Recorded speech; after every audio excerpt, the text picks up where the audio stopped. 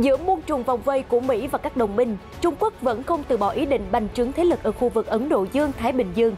Mới đây, Bắc Kinh tiếp tục điều động sát thủ săn ngầm, khuấy đảo vùng trời Đài Loan. Chưa dừng lại ở đó, Trung Quốc còn rầm rộ tập trận xuyên đêm, phô diễn cơ bắp trước Ấn Độ với hàng loạt khí tài khủng ở khu vực biên giới tranh chấp hai nước. Muốn cùng Mỹ gỡ bỏ cái gai Trung Quốc nên Ấn Độ vẫn giữ thái độ hòa nhã khi Hoa Kỳ thiên vị đóng tàu ngầm hạt nhân cho Úc, trong khi khước từ đề nghị này của Ấn Độ suốt nhiều năm qua. Trung Quốc tiếp tục chỉ trích gay gắt thỏa thuận tàu ngầm Mỹ-Úc. Giới chuyên gia nước này cảnh báo Úc đang tự biến mình thành mục tiêu tấn công hạt nhân khi bắt tay với Mỹ. Trong khi đó, Mỹ dự kiến sẽ tuyên bố ngoại giao sâu rộng với các đồng minh để kềm tỏa sự trỗi dậy của Trung Quốc, nhưng loại trừ mục đích châm ngòi cho cuộc chiến tranh lạnh mới tại Đại hội đồng Liên Hiệp Quốc khóa 76 sắp tới. Một số tin tức đáng chú ý khác, rạn nứt lòng tin, hợp tác thương mại Úc-EU gặp sóng gió. Iran hối thúc Mỹ dỡ bỏ trừng phạt để nối lại thỏa thuận hạt nhân. Ông Justin Trudeau tái đắc cử Thủ tướng Canada. Mỹ tiếp tục điều tra bi kịch vụ tấn công bằng máy bay không người lái ở Kabul. Liên Hiệp Quốc lo ngại khi Mỹ đẩy mạnh trục xuất người di cư Haiti. Tất cả sẽ có trong bản tin ngay sau đây.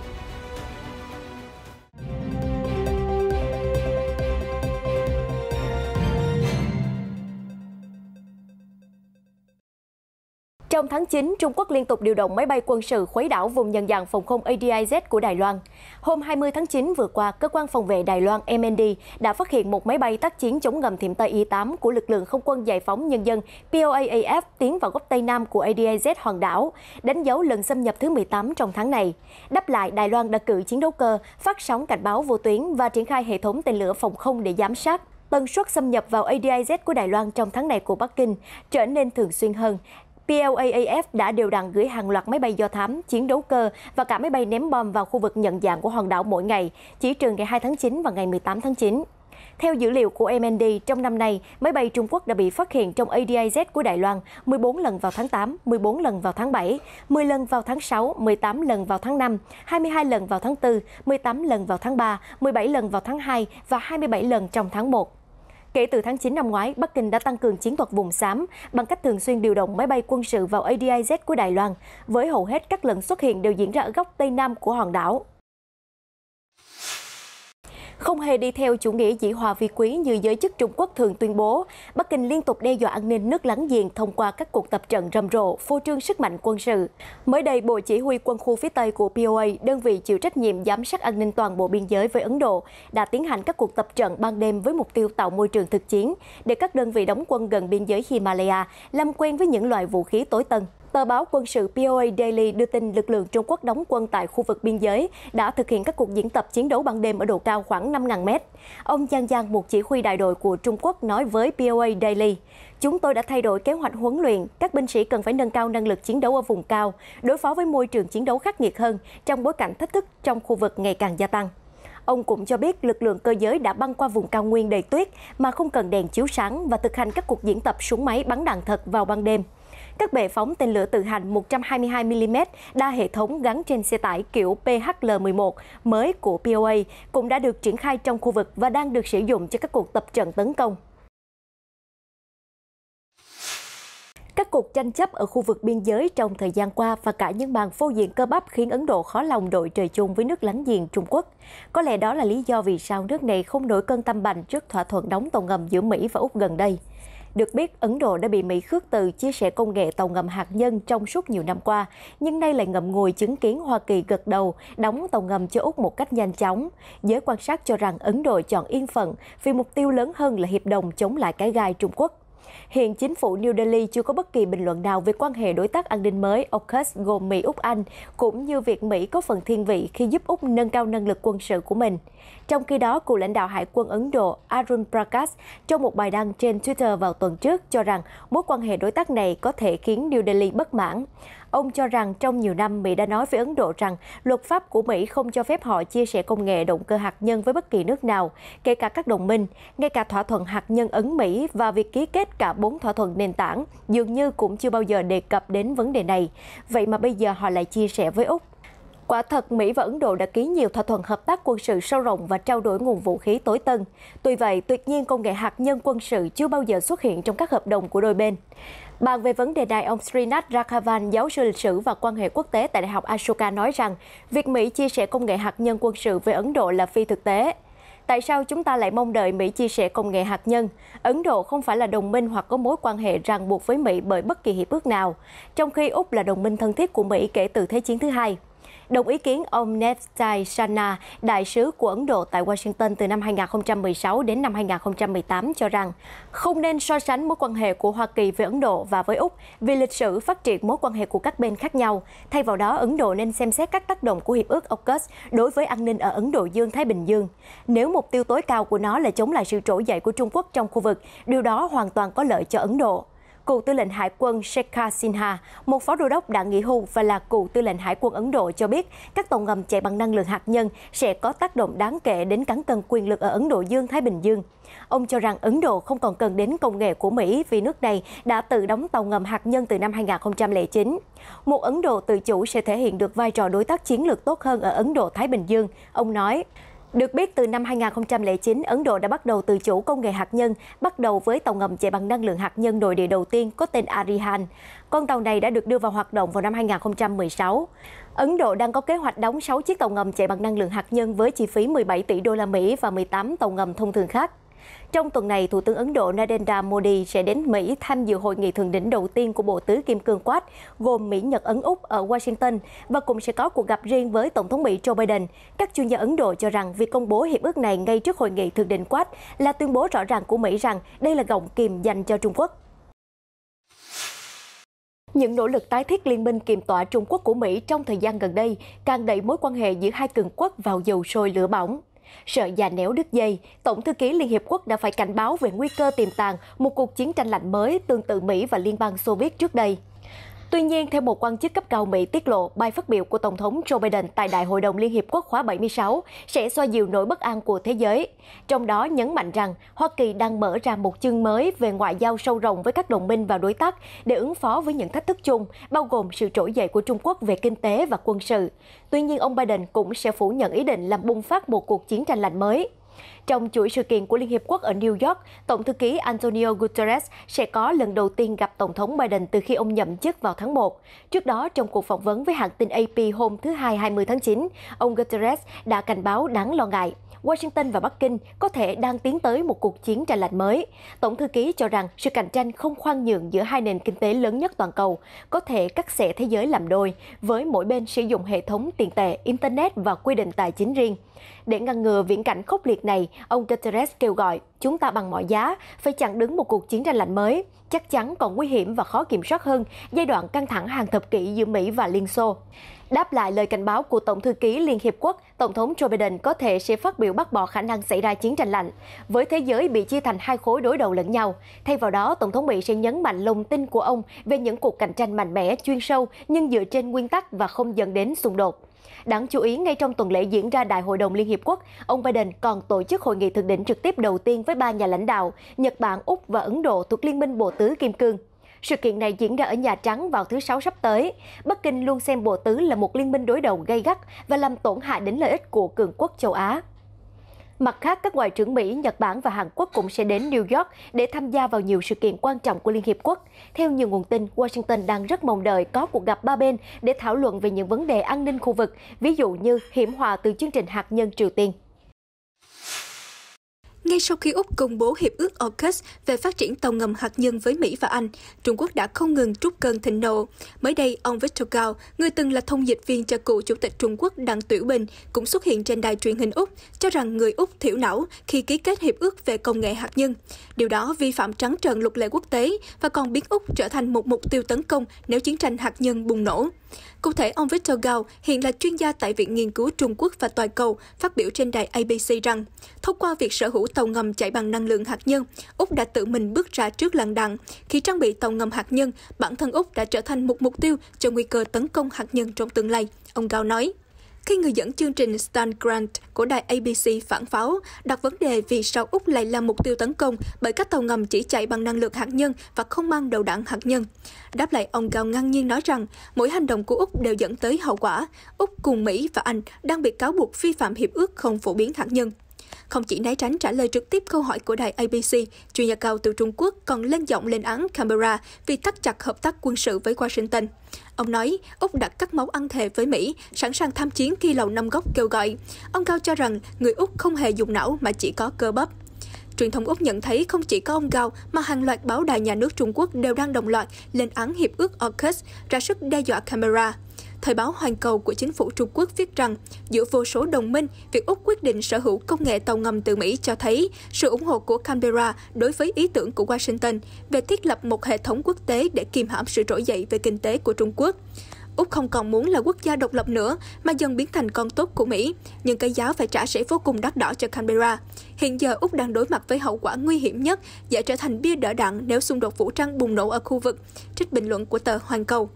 Đáp lại, Bộ trưởng Quốc phòng Úc Peter Dutton đã bảo vệ thỏa thuận AUKUS, đồng thời cho rằng những bình luận của truyền thông Trung Quốc là không hiệu quả, thiếu chín chắn và cực kỳ đáng xấu hổ. Trước đó, Thủ tướng Úc Scott Morrison thông báo thỏa thuận sở hữu 8 tàu ngầm chạy bằng công nghệ hạt nhân ký kết với Anh và Mỹ là nhằm đối phó hiệu quả trước những mối đe dọa đối với nền hòa bình và ổn định ở khu vực. Động thái của Úc tiến hành giữa lúc hàng loạt chiến hạm Trung Quốc liên tục quấy rối vùng biển xung quanh Nhật Bản, Indonesia và Đài Loan, và chắc chắn tham vọng của Bắc Kinh sẽ không dừng lại. Tiếp tục với những vấn đề gây đau đầu cho Thủ tướng Úc Scott Morrison, hôm thứ Ba 21 tháng 9, ông cho biết bất kỳ đối thoại thương mại nào với Liên minh châu Âu EU cần phải tiến hành qua nhiều tuần và nhiều tháng phía trước. Hiện giờ, ông Morrison đang xử lý hậu quả sau khi hủy thương vụ tàu ngầm trị giá 40 tỷ đô la Mỹ với Pháp và khiến Paris cực kỳ tức giận. Sẽ không phải là nhiệm vụ dễ dàng để đạt được đồng thuận về thương mại với EU. Tôi nghĩ mọi người đều hiểu rõ chuyện này. Theo ông Morrison nói với cánh phóng viên ở New York, Thủ tướng Úc đã đến Mỹ để họp thượng đỉnh với các nhà lãnh đạo Bộ Tứ Kim Cương. Ngay sau khi Úc vào tuần trước hủy bỏ đơn đặt hàng hạm đội tàu ngầm từ Pháp để mua ít nhất 8 tàu ngầm chạy bằng năng lượng hạt nhân của Mỹ và Anh, Paris đã bày tỏ cảm giác cay đắng, thậm chí triệu hồi ngay các đại sứ Pháp từ Mỹ và Úc về nước. Đáng chú ý, Pháp còn dọa sẽ chặn đàm phán về thỏa thuận thương mại tự do đã lên kế hoạch giữa châu Âu và Úc. Người đứng đầu Tổ chức Năng lượng Nguyên tử Iran, Mohammad Eslami, gần đây đã đến thủ đô Viên của Áo và nói với đài truyền hình NHK rằng Mỹ nên dỡ bỏ tất cả lệnh trừng phạt đối với Iran. Chương trình hạt nhân Iran là vấn đề nghị sự chính trong cuộc họp chung của Cơ quan Năng lượng Nguyên tử Quốc tế IAEA, khai mạc vào hôm thứ Hai vừa qua ở Viên.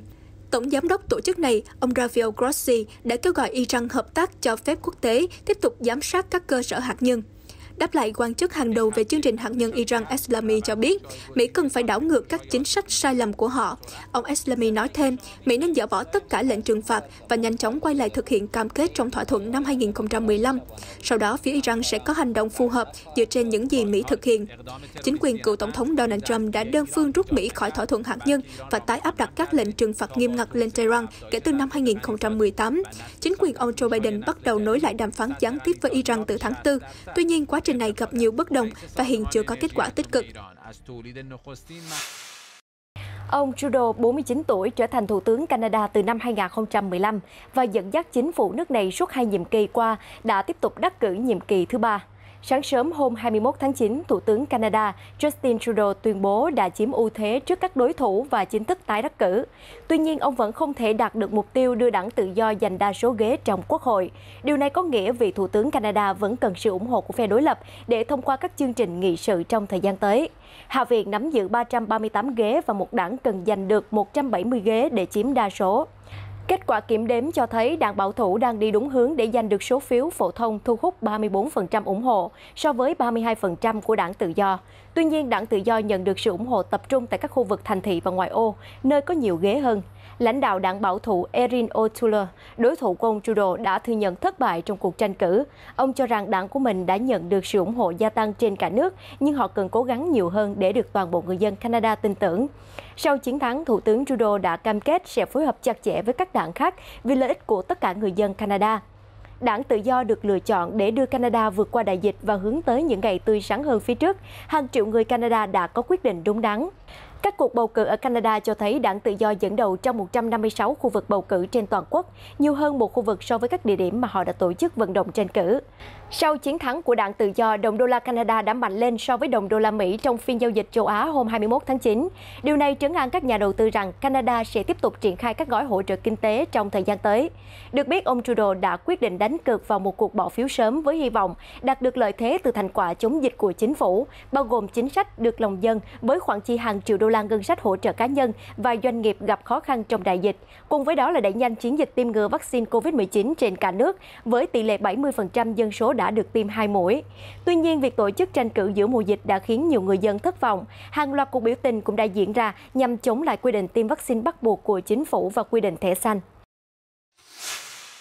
Cập nhật tin tức liên quan đến Afghanistan. Trong cuộc họp báo hôm 20 tháng 9, thư ký Nhà Trắng Jen Psaki đã cho biết quân đội Mỹ đã thừa nhận cuộc tấn công không người lái vào hôm 29 tháng 8 ở Afghanistan, khiến 10 người dân thiệt mạng, trong đó có 7 trẻ em là một sai lầm thảm khốc. Bà Psaki dẫn lời Tổng thống Joe Biden rằng vụ việc là bi kịch, mọi mất mát đều để lại đau thương và ông ủng hộ việc xúc tiến điều tra kỹ lưỡng, càng nhanh càng tốt. Khi được hỏi liệu có ai sẽ phải chịu trách nhiệm cho sai lầm chết người này hay không, bà nói điều quan trọng là rút kinh nghiệm và tránh để việc này tái diễn. Nữ thư ký cho biết thêm hiện có nhiều mối đe dọa trực tiếp đối với quân đội Mỹ và khó có thể lường trước hậu quả như thế nào. Được biết, cuộc tấn công bằng máy bay không người lái được Mỹ tiến hành nhằm tiêu diệt kẻ tình nghi đánh bom liều chết của tổ chức nhà nước Hồi giáo tự xưng ISIS-K. Mục tiêu là tránh nhóm cực đoan này gây hỗn loạn tại sân bay Kabul, cản trở quá trình sơ tán của Mỹ. Sau khi có báo cáo về dân thường thiệt mạng, Lầu Năm Góc đã tiến hành điều tra và kết luận cuộc tấn công là một sai lầm thảm khốc. Bộ trưởng Quốc phòng Mỹ Lloyd Austin đã công khai nhận lỗi và gửi lời chia buồn tới gia đình các nạn nhân. Hôm 21 tháng 9, chính quyền Taliban đã công bố vòng bổ nhiệm cuối cùng cho các vị trí cấp cao trong nội các. Trong đó, hai chỉ huy chiến trường kỳ cựu từ các vùng trung tâm phía nam của phong trào là Mullah Abdul Qasim Zakir và Shaz Ibrahim đã được chỉ định lần lượt cho vị trí Thứ trưởng Bộ Quốc phòng và Thứ trưởng Bộ Nội vụ của Afghanistan.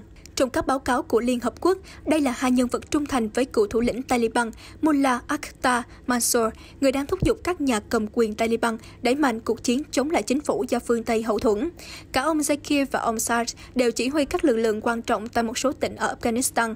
Họ được xem là có quyền lực và độc lập. Hiện các vị trí chủ chốt trong nội các đều do các cựu thần cứng trắng của lực lượng Taliban nắm giữ. Tuy nhiên, các cuộc bổ nhiệm vừa qua cho thấy Taliban đã lưu tâm đến việc đảm bảo sự thống nhất trong nội bộ thông qua việc cân bằng sự khác biệt theo vùng miền và cá nhân khi phong trào này chuyển đổi từ một lực lượng du kích thời chiến sang chính quyền thời bình. Trong khi đó, người dân Kabul hôm thứ Ba 21 tháng 9 cho biết họ hy vọng các nữ sinh trung học có thể trở lại trường dưới thời Taliban khi một số trường học trên khắp đất nước đã bắt đầu mở cửa trở lại. Hôm 18 tháng 9, một số bé gái Afghanistan cấp tiểu học đã trở lại trường học tại các lớp phân rõ giới tính, nhưng các nữ sinh cấp trung học đang phải chờ đợi trong lo lắng, không biết rõ các em có thể tiếp tục việc học hay không. Nhiều người dân đã xuống đường kêu gọi Taliban sớm cho các học sinh nữ ở cấp học cao hơn được phép đến trường. Các nam sinh đã được phép đến trường và trẻ em gái ở cấp tiểu học cũng vậy, nhưng nữ sinh ở các cấp học cao hơn thì chưa được phép. Chúng tôi yêu cầu Taliban cho phép học sinh nữ ở các lớp cao hơn cũng được đến trường. Taliban cũng tốt. Trước đây mọi người lo lắng rằng Taliban sẽ phá hủy tất cả, nhưng những gì chúng tôi thấy là mọi thứ vẫn đang diễn ra tốt đẹp. Các cô gái đang đi học, trẻ em vui vẻ, không còn tình trạng trộm cắp nữa. Trước đây chúng tôi không dám ra ngoài vì sợ trộm, nhưng điều đó không còn và bây giờ chúng tôi có thể tự do di chuyển. Taliban đã tiến vào thủ đô Kabul vào ngày 15 tháng 8 sau một cuộc tiến công chớp nhoáng, lật đổ hoàn toàn chính quyền Afghanistan do phương Tây hậu thuẫn. Lần trở lại này sau 20 năm, Taliban đã cam kết sẽ không thực thi các chính sách hà khắc trong chế độ cũ và cam kết các trẻ em gái sẽ được đi học, nhưng trong các lớp học tách biệt so với nam giới. Tổng thống Trung tả Argentina Alberto Fernandez đã bổ nhiệm các bộ trưởng mới vào trưa 20 tháng 9, với kỳ vọng việc cải tổ nội các sẽ thu hút thêm sự ủng hộ của cử tri, đặc biệt là đối tượng bị ảnh hưởng lớn do dịch Covid-19. Việc cải tổ thực hiện sau khi Phó Tổng thống Fernandez de Kirchner gây áp lực lớn, và hiện tại nhiều đồng minh của nữ Phó Tổng thống đang đảm nhận các vai trò quan trọng, bao gồm tân chánh văn phòng nội các John Manzer. Tuy nhiên, Tổng thống vẫn giữ lại nhiều đồng minh thân cận, bao gồm vị trí quan trọng, Bộ trưởng Kinh tế Martin Guzman. đảng cầm quyền đang nỗ lực thu hút lại sự ủng hộ để hướng tới cuộc bầu cử quốc hội giữa kỳ vào tháng 11 tới đây. Hiện Liên minh Trung tả đang kém 9 điểm phần trăm so với phe đối lập Trung hữu trong cuộc bầu cử sơ bộ, được xem là một tín hiệu vững chắc hé lộ kết quả cuối cùng. Nếu thất bại, Liên minh Trung tả sẽ đánh mất thế đa số ở Thượng viện và nhiều ghế ở Hạ viện. Các tân bộ trưởng vừa được bổ nhiệm bao gồm Chánh Văn phòng Nội các, Bộ trưởng Nông nghiệp, Bộ trưởng An ninh, Bộ trưởng Giáo dục, Bộ trưởng Khoa học, còn cựu Chánh Văn phòng Nội các Santiago Cafiero vừa trở thành Bộ trưởng Ngoại giao.